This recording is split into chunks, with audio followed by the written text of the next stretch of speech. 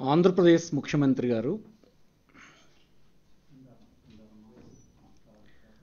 ప్రజాస్వామ్యాన్ని రక్షిస్తానని,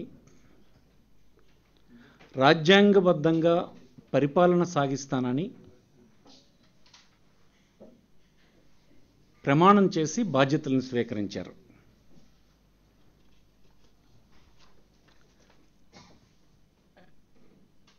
ఇప్పుడు ప్రజాస్వామ్య సాంప్రదాయాల్ని ఉల్లంఘిస్తున్నారు. రాజ్యాంగ నియమాలన్నింటినీ అతిక్రమించేటువంటి ప్రయత్నాల్ని చేస్తూ ఉన్నారు. మీకు తెలుసు, దేశంలో తెలుగు జాతి నుంచి వచ్చినటువంటి అనేక మంది మహానాయకులు గొప్ప గొప్ప సాంప్రదాయాల్ని రాజ్యాంగానికి అనుగుణంగాను, శాసనాలకు అనుగుణంగాను అనేకమైన గొప్ప సాంప్రదాయాలకు బద్దులై ఈ దేశంలో విశిష్టమైనటువంటి గౌరవాన్ని తెలుగు జాతికి సంపాదించి పెట్టారు. నేడు దాన్ని అగౌరవపరిచేటువంటి పని జరుగుతోంది. అది మన తెలుగు జాతికి చెందినటువంటి వ్యక్తి ఆంధ్రప్రదేశ్ ముఖ్యమంత్రి కావడం చాలా దురదృష్టకరమని వైఎస్ఆర్ కాంగ్రెస్ పార్టీ భావిస్తుంది. ఏ రాష్ట్రంలోనైనా గవర్నర్ నియామకం ఆర్టికల్ 157 కింద రాష్ట్రంలో ఎగ్జిక్యూటివ్ హెడ్గా బాధ్యతలు నిర్వర్తించడానికి గౌరవ రాష్ట్రపతి గారి చేత నియమించబడడం జరుగుతుంది. మనందరికీ తెలిసిందే ఇది రాజ్యాంగబద్ధంగా జరిగినటువంటి నియామకం. అలాంటి గవర్నర్ వ్యవస్థని గవర్నర్ చేత నియమించబడిన మీరంటే ముఖ్యమంత్రి ఆర్టికల్ 164లో 1 కింద నియమించబడినటువంటి మీరు గవర్నర్ చేత నియమించబడతారు. మీ చేత మంత్రివర్గం నియమించబడుతుంది. మీ సలహా మేరకు మంత్రివర్గాన్ని గవర్నర్ గారు ఆమోదిస్తారు.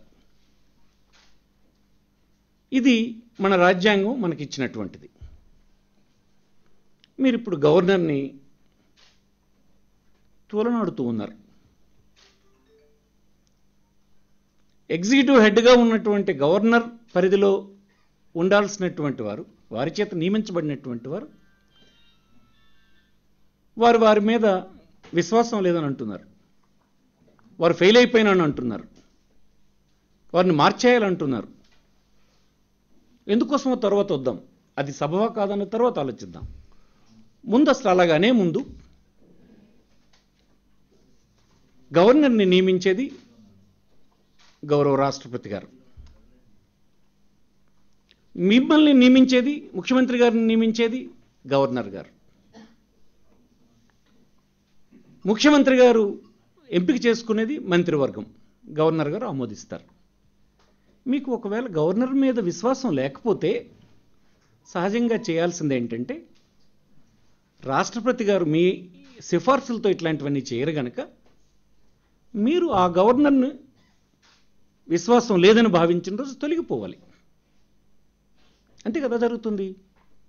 కేబినెట్ సమావేశంలోనే ఒక మంత్రికి ఆ కేబినెట్లో తీసుకునేటువంటి విషయం మీద అంగీకారం కాకపోతే ఫైనల్గా అతను డిసెంట్ రాయడానికి ఉండదు, తొలగిపోవాల్సి ఉంటుంది. అలాంటిది ఎగ్జిక్యూటివ్ హెడ్ అయినటువంటి గవర్నర్ని తొలగించే అధికారం మీకెవరికి లేదు. ఒకవేళ ఆయన పట్ల విశ్వాసం లేనప్పుడు మీరు తొలగిపోవాల్సి ఉంటుంది. ఈ రాష్ట్రంలో ఎవరికైనా వైఎస్ఆర్ పార్టీ విజ్ఞప్తి చేస్తుంది ఏంటంటే, మనకున్న సాంప్రదాయాల్ని, మనకున్న కాన్స్టిట్యూషన్ని, చట్టాలని గౌరవించే వాళ్ళు ఎవరైనా ఒకవేళ గవర్నర్ మీద మీకు విశ్వాసం లేకపోతే మీరు తొలగిపోవాల్సి ఉంటుంది. లేకపోతే ఏం చేయాలి? గౌరవనీయ గవర్నర్ గారు మిమ్మల్ని బర్తరఫ్ చేయాల్సి ఉంటుంది, మిమ్మల్ని తొలగించవలసి ఉంటుంది. ఇదే జరగాలి తప్ప గవర్నర్ గారు వీళ్ళని తొలగించే పనైనా చేయాల్సినటువంటి అవసరం ఉంటుంది. అంతేగాని ఈ విషయాన్ని గాలికి విడిచిపెట్టి ప్రజల మధ్యన డిబేట్కు పెట్టేటట్టుగా వ్యవహరించడానికి వీలు లేదు. ఇది వెంటనే మీరు తొలగిపోవడమైనా జరగాలి, లేదా గవర్నర్ గారు వీళ్ళు ఎవరెవరో రావెల్ కిషోర్ బాబు అవిశ్వాసాన్ని వ్యక్తం చేశారు, ఇంకా అచ్చెన్నాయుడు గారు అవిశ్వాసాన్ని వ్యక్తం చేశారు, ఇంకొంతమంది బయట ఉన్నటువంటి పార్టీ వ్యక్తులు వ్యక్తం చేస్తున్నారు. సరే, పార్టీ వ్యక్తులను పక్కన పెడితే క్యాబినెట్లో ఉన్నటువంటి వాళ్ళు వెంటనే గవర్నర్ బర్తరఫ్ చేయాలని కోరుతున్నాను. లేదంటే వారంతలో వారుగా గౌరవంగా ఈ గవర్నర్ మీద విశ్వాసం లేదు కనుక, అతనే ఎగ్జిక్యూటివ్ హెడ్ కనుక, మీరు గవర్నర్ని మార్చే అవకాశం మీకు లేదు కనుక మీరు తొలగిపోవాల్సినటువంటి అవసరం ఉంది. First point. ఇక గవర్నర్ని ఎందుకు తొలగిపోమంటున్నారు మీరు? గవర్నర్ ఎందుకు చేతకానివాడైనా అంటున్నారు? ఆంధ్రప్రదేశ్ ముఖ్యమంత్రి అయినటువంటి చంద్రబాబు నాయుడు గారు పక్క రాష్ట్రంలో ముఖ్యమంత్రి. ఈ రాష్ట్రంలో కేవలం అతను వ్యక్తి, పౌరుడు, కాకపోతే ఒక రాజకీయ పార్టీకి అధ్యక్షుడు, అంతే కదా. మీరు ఇక్కడ ఉన్నటువంటి గవర్నర్ని మారమని దేనికి చెప్తున్నారు? మీ పైన వచ్చినటువంటి ఒక కేసులో చర్యలు తీసుకోకుండా ఏసీబీని ఆదేశించమని కోరేటువంటి ఒత్తిడే దీనికి కారణం కదా. ఇది ప్రజలకందరికీ తేటతెల్లమైంది. అంటే రాజ్యాంగంలో రాష్ట్రపతి చేత నియమించబడినటువంటి గవర్నర్ గారు ఎగ్జిక్యూటివ్ హెడ్గా ఉండి ఆ దేశంలో నిర్మితమైన, ఆ రాష్ట్రంలో నిర్మితమైన అన్ని చట్టాలని చట్టపరంగా అమలు చేయడానికి ఉద్దేశించినటువంటి వ్యక్తిని ఆ చట్టాలకు వ్యతిరేకంగా ఎగ్జిక్యూటివ్ హెడ్గా పనిచేయమని పక్క రాష్ట్రంలో ఒక పౌరుడిగా, కాకపోతే ఒక రాజకీయ పార్టీకి వ్యక్తిగా మీరు కోరుతున్నారు. అది చేయనందుకు గవర్నర్ని తొలగిపోమంటున్నారు. ఈ దేశంలో ఉండేటువంటి తెలుగు వారందరూ నవ్వరా అని అడుగుతున్నాను నేను. ఈ రెండు రాష్ట్రాల్లో ఉన్న తెలుగు ప్రజలు మీ తెలివితేటలకి, మీ విజ్ఞతకి ముక్కును వేలేసుకోరా అని అంటున్నాను నేను. ఇదేం సందర్భం అంటున్నాను. నాకు తెలిసినంత వరకు రాజ్యాంగం మీద ప్రమాణం చేసినటువంటి ఒక ముఖ్యమంత్రిగా ఒక ఆరోపణ వచ్చినప్పుడు ఆరోపణే, ఇంకా మీరు దోషని ప్రైవేట్ వ్యక్తులు అనొచ్చు, కోర్టు చెప్పలే. ఇన్వెస్టిగేటింగ్ ఏజెన్సీ అనుమానం వచ్చింది, ప్రైమా ఫెస్సీ ఉంది, వారు మిమ్మల్ని ప్రశ్నిస్తారన్నప్పుడు ప్రశ్నించడం సహకరించాల్సినటువంటి సాంప్రదాయం దేశంలో ఉంది. మీరు సహకరించాలి. సహకరించకుండా రాజ్యాంగ సంక్షోభం వస్తుందని ఒక రాజ్యాంగ పోస్టులో ఉన్నటువంటి వ్యక్తి అనొచ్చా? ప్రభుత్వాలు కూలిపోతాయని చెప్పేటువంటి మాట చెప్పొచ్చా? మీకు సంబంధం లేని అంశాలని పక్క రాష్ట్రంలో ఉండే గవర్నర్ని, రాష్ట్రపతి చేత నియమించబడినటువంటి గవర్నర్ని ఒక పౌరుడుగానో ఒక వ్యక్తిగానో తొలగిపోమని, తీసేయమని చెప్పొచ్చా? ఇది విజ్ఞతకు సంబంధించినటువంటి అంశమే కాదు. కాన్స్టిట్యూషనల్ పోస్ట్లో ఉన్నటువంటి మీరు పక్క రాష్ట్రంలో కాన్స్టిట్యూషనల్ పోస్ట్ని హోల్డ్ చేస్తున్నారు. మీరు ఈ విధంగా మాట్లాడొచ్చా? ఇది అబ్సల్యూట్లీ తప్పని ఈ సందర్భం మన దేశంలో అన్ని కన్వెన్షన్స్ ఉన్నాయి. అలాంటి సంప్రదాయాల మీద ఈ 67 సంవత్సరాల స్వతంత్ర భారతం బ్రహ్మాండంగా ఈ ప్రజాస్వామ్యాన్ని ముందుకు తీసుకెళ్తుంది. ప్రపంచంలోనే బ్రహ్మాండంగా వర్ధిల్లినటువంటి ప్రజాస్వామ్యంగా గుర్తింపు పొందింది. మీరు ఇట్లా చేయడం కరెక్ట్ కాదని మనం చేస్తున్నాం. గడిచిన సందర్భంలో మా కేసే ఉదాహరణ తీసుకోండి. గవర్నర్ని మీరు ఎందుకు నిందిస్తున్నారు? ఇక్కడ ఏసీబీ చేసినటువంటి ఒక ప్రయత్నాన్ని ప్రశ్నించొద్దంటారు, మా ఇంటికి రావద్దంటారు, మా పోలీసులు మిమ్మల్ని అడ్డుకుంటారని చెప్తారు, ఇక్కడ నడవనివ్వంది అంటారు, రాజ్యాంగాన్ని బదులు కొడతామంటారు, కూలదోస్తామంటారు, ప్రభుత్వాలను కొలిస్తే ఏంటిది? మా కేసు తీసుకోండి.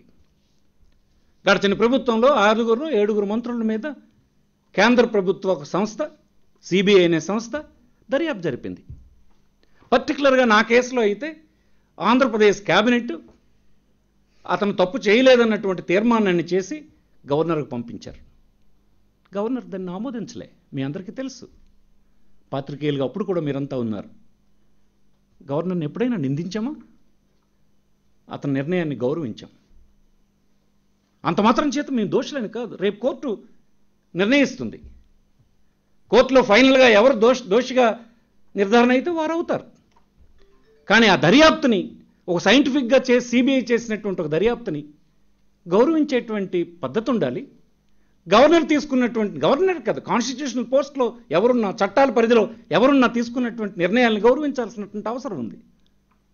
మీరు గౌరవించొద్దని దీనికి అనేక రకాల కోణాలని మీరు సృష్టించే ప్రయత్నం చేస్తుంటుంది. కరెక్ట్ కాదని మనం చేస్తున్నాం.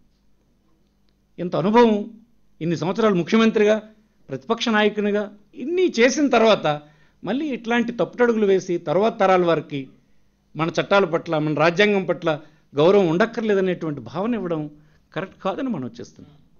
దర్యాప్తు అనేది జరగని, దర్యాప్తుకు మీరు సహకరించండి. కోర్టు మిమ్మల్ని ప్రశ్నిస్తే, దర్యాప్తు సంస్థలు ప్రశ్నిస్తే మీరు సహకరించండి.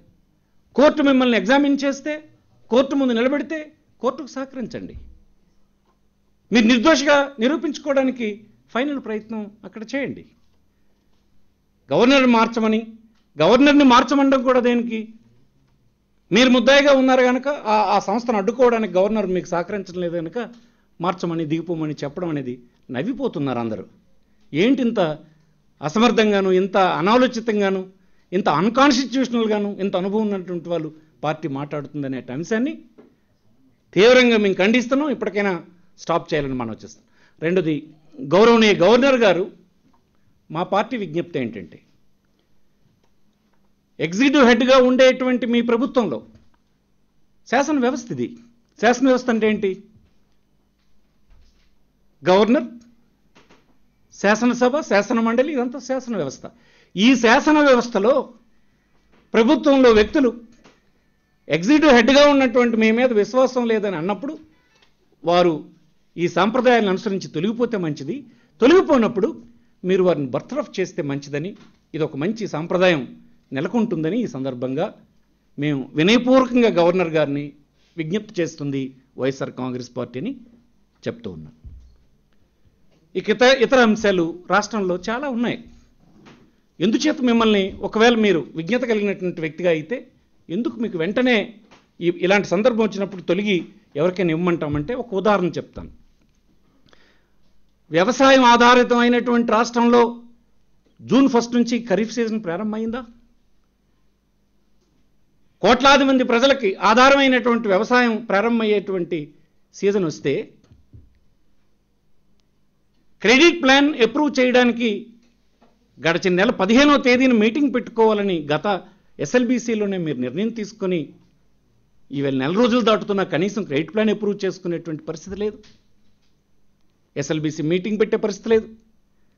రైతాంగానికి రుణం ఇస్తారా ఎవరా దిక్కులేని పరిస్థితులు కింద నెలకొని ఉన్నాయి. మాట్లాడిన పాపాన పోలేదు. విత్తనాలు అవసరం పడుతుంది, ఎక్కడ విత్తనాలు ఉన్నాయో లేదో అనేటువంటిది ఏ వ్యక్తి చూసినటువంటి నాదుడు లేడు. ఇది ఒక ఉదాహరణ. ఎందుకంటున్నాంటిది, ఎప్పుడైతే ఎట్లాంటి ఆరోపణలు మీ మీద వచ్చాయో మీరు వైదొలిగి ఈ బాధ్యతల్ని, పరిపాలనా బాధ్యతల్ని ఇంక మీ పార్టీ అప్పచెప్పండి. మీ పార్టీలోనే ఇంకొకరికి వస్తుంది. అప్పచెప్పి మీరు ఈ విషయాలన్నింటినీ కోర్టుల ముందు తేల్చుకొని పరిపాలన సావధానంగా చేయడానికి వీలుగా ఉండే పరిస్థితులు మీకు నెలకొంటే తర్వాత మీరు రండి. రెండు వైపులా ఇది చేస్తూ ప్రజల పరిపాలన అనేది గాలికి విడిచిపెట్టి ప్రజల అంశాలన్నీ పక్కన పడిపోతుంటే, వారు గొగ్గోలు పెడుతుంటే ఏ విషయాన్ని మీరు పట్టించుకోకుండా సింపుల్గా చెప్పాను. ఎస్ఎల్బీసీ మీటింగ్ మీరు నిర్ణయించుకున్న తేదీ నెల రోజులు అయిన తర్వాత కూడా పెట్టే దిక్కు లేదు. ఎప్పుడు పెడతారో ఎప్పటిదాకా మీరు నిర్ణయించిన దిక్కు లేదు. జిల్లాల్లో క్రెడిట్ ప్లాన్ గురించి మాట్లాడే నాదుడు లేడు. గడిచిన సంవత్సరం మీ హయాంలో మీరు అనుకునే టార్గెట్ రైతాంగానికి రుణం ఇచ్చిన పరిస్థితి లేదు. ఈ సంవత్సరం అంతకంటే అధ్వానమైనటువంటి పరిస్థితి ఉంది. ప్రత్యామ్నాయంగా మీరు ఏం ఆలోచన చేస్తున్నారో, ఏం భరోసా ఇస్తున్నారో రైతాంగానికి చెప్పాల్సిన అవసరం ఉందా? మొన్నే ప్రభుత్వమే ప్రొక్యూర్మెంట్ చేస్తుంది అని చెప్పి తీసుకున్నటువంటి కొనుగోలు చేసిన ధాన్యానికి డబ్బు ఇచ్చిన దిక్కు లేదు. చాలా ప్రాంతాల్లో ఇంకా రైతాంగానికి గడిచిన సంవత్సరం పడిన పంటకు ప్రభుత్వం కొన్న గింజలకు డబ్బు ఇచ్చినటువంటి పరిస్థితి జరగలేదు. అందుకే చెప్తున్నాం, మీరు వైదొలగండి. మీ ఇష్టం, మీ పార్టీలో ఎవరైనా పెట్టండి, ప్రభుత్వం నడుపుకోండి. కానీ రైతాంగానికి సంబంధించినటువంటి, పేద ప్రజానీకానికి సంబంధించినవి, అనేక వర్గాల ప్రజలకు సంబంధించినటువంటి సమస్యలు తక్షణమే నిర్ణయాలు తీసుకోకుండా ఉండిపోయినటువంటి ఉన్నాయి. అవన్నిటి గురించి ఆలోచించే ప్రభుత్వం సాఫీగా నడిచేటువంటి పని జరగడానికి మీరు ఆలోచించాలని ముఖ్యమంత్రి గారిని కోరుతున్నాను. వెంటనే మీరు మీ క్యాబినెట్లోని మంత్రులందరినీ ఇట్లా మాట్లాడినటువంటి వాళ్ళు మీరైనా బర్తరఫ్ చేయండి. గవర్నర్ గారికి బర్తరఫ్ చేయమని రికమెండ్ చేయండి. మీరు వెంటనే దర్యాప్తుకు సహకరించండి. కోర్టు ముందు దోషం అనుకుంటే నిర్దోషిగా కోర్టు ముందు నిరూపించుకోవడానికి మీకుండే ప్రయత్నాలను అక్కడ చేయండి. అంతేగాని సాంప్రదాయ విరుద్ధంగా ఒక ప్రభుత్వంలో అక్కడ ఉన్నటువంటి ఇన్వెస్టిగేటింగ్ ఏజెన్సీని జడిపించేటువంటి పని, ప్రభుత్వాలను జడిపించే పని, రాజ్యాంగబద్ధంగా నడుచుకోనని చెప్పేటువంటి పని మీరు చేయడం కరెక్ట్ కాదని, అది క్షమించరాని నేరం కింద పరిణమిస్తుంది. ఫ్యూచర్ తరాలకు ఒక బ్యాడ్ ఎగ్జాంపుల్గా మీరు మిగిలిపోయే ప్రమాదం ఉంది. దీన్ని గమనించాలని వారిని కోరుతూ, వైఎస్ఆర్సీపీ కోరుకున్నది ఏంటంటే గవర్నర్కి ఈ రాజ్యాంగం ఇచ్చినటువంటి హెడ్ ఆఫ్ ద ఎగ్జిక్యూటివ్ కింద ఇచ్చినటువంటి స్టేటస్ని అందరూ గౌరవించాలి, గౌరవించి తీరాలి. అది కాన్స్టిట్యూషన్ చెప్తున్నటువంటిది. ఆ పరిధిలో విశ్వాసం లేనటువంటి వాళ్ళు అతని కింద పనిచేయడానికి నమ్మకం లేనటువంటి తొలగిపోవాలే తప్ప ఇలా మాట్లాడడానికి వీలు లేదన్నటువంటిది మరొకసారి మేము రీట్రేట్ చేస్తూ, వెంటనే 2-3 దర్యాప్తుకి చంద్రబాబు గారు సహకరించాలి. దోషిని దర్యాప్తు సంస్థలు పేర్కొంటే కోర్టు ముందు రుజువు చేసుకోవడానికి అతను ప్రయత్నం చేసుకోవాలి. ఈలోపుగా రాజ్యాంగ బాధ్యతలు నిర్వర్తించడం అనేది మీరు ప్రమాణం చేసి వచ్చారు కనుక, తప్పు చేశారు కనుక తప్పుకొని ఈ పరిపాలన అనేది మీ పార్టీలో మీరు ఎవరికైనా అప్పుకునే స్వేచ్ఛ మీకు ఉంది కనుక చేయాలి తప్ప ఇలాంటి చెడ్డ సంకేతాల్ని, రాజ్యాంగ విరుద్ధమైన సంకేతాల్ని, చట్టవిరుద్ధమైన సంకేతాల్ని, ఈ దేశంలో నెలకొన్న అత్యున్నత సాంప్రదాయ విరుద్ధమైనటువంటి సిగ్నల్స్ని మీరు దేశంలో ఇవ్వడానికి వీల్లేదని వైఎస్ఆర్ కాంగ్రెస్ పార్టీ చెప్తోంది.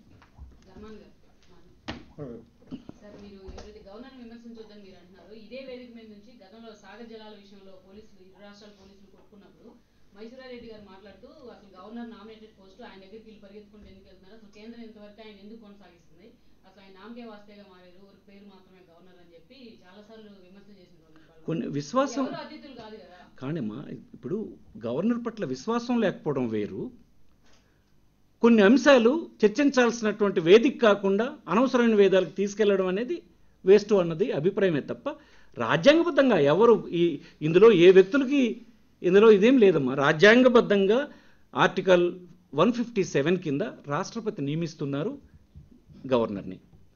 అతను ఆ స్టేట్లో ఎగ్జిక్యూటివ్ హెడ్గా ఉంటారు. అతన్ని తొలగించే అధికారం పౌరులకు ఉండదు, రాష్ట్రపతికి మాత్రమే ఉంటుంది. అందుకోసం అతని కింద పనిచేసేటువంటి మంత్రులు విశ్వాసం లేదన్నప్పుడు వైదొలగాలి తప్ప, ఇక్కడ విశ్వాసం లేదని చెప్తున్నారు, వైదొలగండి. లేకపోతే గవర్నర్ వారిని బర్తరఫ్ చేయాలని కోరుతున్నాం. ముఖ్యమంత్రి గారిని గవర్నర్ గారిని బర్తరఫ్ చేయాలి. రాయల్ కిషోర్ బాబు వార్తలు వచ్చినాయి, అలాగే అచ్చెన్నాయుడు గారు అలాగన్నారని వార్తలు వచ్చినాయి. వస్తే వాళ్ళు వెంటనే వైదొలగాల్సింది. వైదొలగకపోతే గవర్నర్ వారిని బర్తరఫ్ చేయాల్సింది. విభజన క్రమంలో గవర్నర్ కొన్ని ప్రత్యేక అధికారాలు ఇచ్చిన మాట విభజన చట్టంలో వాస్తవం సార్. ఇప్పుడు 1500 మెంబర్స్ ఏపీ ఎంప్లాయీస్ మూలాల్లో విద్యుత్ ఎంప్లాయీస్ని తొలగించారు, అయినా గవర్నర్ గారు ఎలాంటి మాట కూడా అనలేదు దాని మీద. సో ఇలాంటి విషయాలప్పుడు కామ్గా ఉండమంటారా? ఇవన్నీ చట్టాలు పనిచేస్తాయేమో, దానికి అవసరమైనటువంటివి చట్టాలు చేస్తాయి. మీరు చూశారు కదా, సాక్షాత్తు కేంద్ర హోంమంత్రి గారు చెప్పారు, కన్సర్న్ సెక్రటరీ ఉంటారు, చట్టంలో ఉండే అంశాలని ఇంప్లిమెంట్ అయ్యేటట్టు ప్రయత్నం చేస్తారని చెప్పారు. ఇప్పుడు సెక్షన్ 8 ప్రత్యేకత అసలు ఏముందండి నాకు అర్థం కాదు. కాన్స్టిట్యూషన్లో ఉన్నదే సెక్షన్ 8. అనేక మంది న్యాయ నిపుణులను మేము కూడా సంప్రదించినాం. కాన్స్టిట్యూషన్ ఏం చెప్తుంది? ఒక పర్టికులర్ రాష్ట్రంలో శాంతి భద్రతలు క్షీణించినప్పుడు, ఎవరి హక్కులకైనా భంగం కలిగిందని భావించినప్పుడు, అలాంటి హక్కుల్ని రక్షించలేనటువంటి ప్రభుత్వం ఉన్నప్పుడు, ఉన్న పరిస్థితులు ఉత్పన్నమైనాడు గవర్నర్ అట్లాంటి సందర్భాల్లో గవర్నర్ డెసిషన్ ప్రివేల్ అవుతుందన్నది 8. ఇప్పుడు ఎవరి హక్కులు భంగమైనాయని మీరు భావిస్తున్నారు? ఇవన్నీ అనేకమైనటువంటి సంఘాల కింద వచ్చినటువంటి సమస్యలు. ఆ సమస్యలు పరిష్కరించే వేదికలు ఉంటే పరిష్కరిస్తాయి. ఎక్కడ శాంతి భద్రతల పరిరక్షణ ఎక్కడ వైఫల్యం చెందింది? ఇది ఊరకనే రాష్ట్ర ప్రజలకి, 2 రాష్ట్రాల ప్రజలకు భయపెట్టే పని చేస్తున్నారు. ఎక్కడ మోరోవర్ అదే తప్పు అని ఇప్పుడు అర్థమైంది కదా. ఈవేళ అదే డిపార్ట్మెంట్స్కి చెందినటువంటి హెడ్స్ వెంటనే విత్డ్రా చేసుకున్నారంటే మీరు సీనియర్ ఐఏఎస్ ఆఫీసర్స్ని, ఐపీఎస్ ఆఫీసర్స్ని తప్పు పనులు చేయించే ప్రయత్నం చేస్తున్నారు. ఇండియన్ అడ్మినిస్ట్రేటివ్ సర్వీసెస్కి చెందినటువంటి ఆఫీసర్స్ని మీ ప్రయోజనాల కోసం తప్పుదారి పట్టించే పని చేస్తున్నారు. అది వాళ్ళు రెక్టిఫై చేసుకునే ప్రయత్నం చేశారు, చాలా సంతోషం. గవర్నర్ సూచించిన వెంటనే విత్డ్రా చేసుకుని పొరపాటు జరిగిందని మార్చుకున్నారు. They have done right thing now. గవర్నరే అనే అతను ఒక రాష్ట్రానికి కాదు 2 రాష్ట్రాలకు గవర్నరు, కానీ ఒక రాష్ట్రానికి ఒక విధంగా మరో రాష్ట్రానికి మరో రకంగా వ్యవహరిస్తున్నారు. అది వారి అభిప్రాయం కావచ్చు, అది వారి అభిప్రాయం మీరు అడగండి. కానీ ఇప్పుడున్న సంఘటనను ఎక్కడ అడుగుతున్నారు? ఇంకొక రాష్ట్రంలో జరుగుతున్నటువంటి ఒక ఏసీబీ జరుగుతున్నటువంటి ఒక దీన్ని మీకు అనుకూలంగా మార్చమని అడుగుతున్నారు. ఇదే గవర్నర్ చేసే పని. అత్యున్నతమైన స్థానాల్లో ఉన్నటువంటి వ్యక్తులు ఇట్లాంటి కోరడం, దాన్ని సహకరించకపోతే అలాంటి గవర్నర్ని తీసేయమని, విశ్వాసం లేదని ప్రకటించడం కాదు కదా. మీరు నియమించినటువంటి వ్యక్తి కాదు. కాన్స్టిట్యూషన్ని రక్షించడానికి రాష్ట్రపతి పెట్టినటువంటి వ్యక్తి అతను. అట్లాంటి దీంట్లో జోక్యం చేసుకుంటే తప్పు చేసినట్టు అవుతుంది. జోక్యం చేసుకోకుండా ఏ వ్యవస్థకు ఆ వ్యవస్థ పనిచేసేటువంటి కాన్స్టిట్యూషన్ రెస్పాన్సిబిలిటీని గవర్నర్ డిశ్చార్జ్ చేస్తున్నాడు. ఇక్కడ దానికి భిన్నంగా పనిచేయమని చెప్పడం అసలు తప్పు. ఓకే, పార్టీ పరంగా సార్ ఇప్పుడు ఈ చంద్రబాబు విషయంలో పార్టీ పరంగా చేయాల్సినంత చేసామనుకుంటున్నారా? ఇంకేమన్నా మీరు చేయాల్సిందే ఉందని భావిస్తా ఉన్నారు? ఇప్పటికీ ఈ విషయాన్ని గురించి మాట్లాడడం మళ్ళీ మనం కూర్చుందాం. ఇది టైం టు టైం నడుస్తుంటుంది.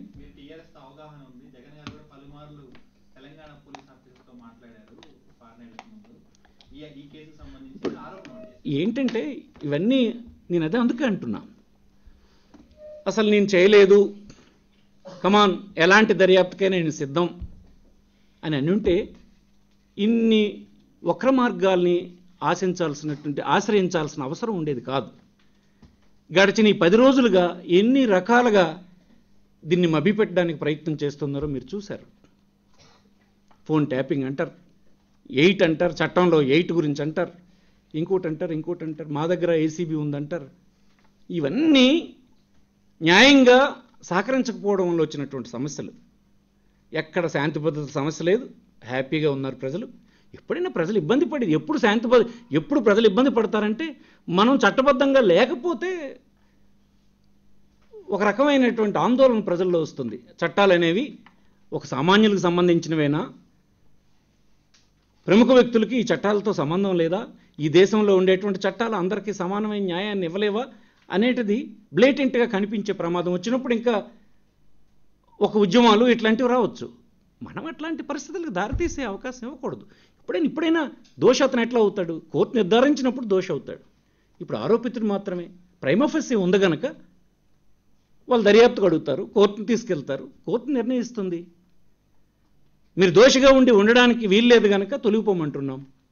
తొలగిపోతే వచ్చిన ఇదేంటంటే గొప్ప సాంప్రదాయాలు మంటగలుస్తాయి, తప్పుడు సంకేతాలు తర్వాత జనరేషన్కి ఇచ్చిన వాళ్ళు అవుతాం. రెండోది, ఇక్కడ పరిపాలన అస్తవ్యస్తం. ఇంకో రాష్ట్రంలో మీరు ముఖ్యమంత్రిగా ఉన్నారు, అస్తవ్యస్తం అవుద్ది. అందుకోసం మేము కోరుతున్నాం.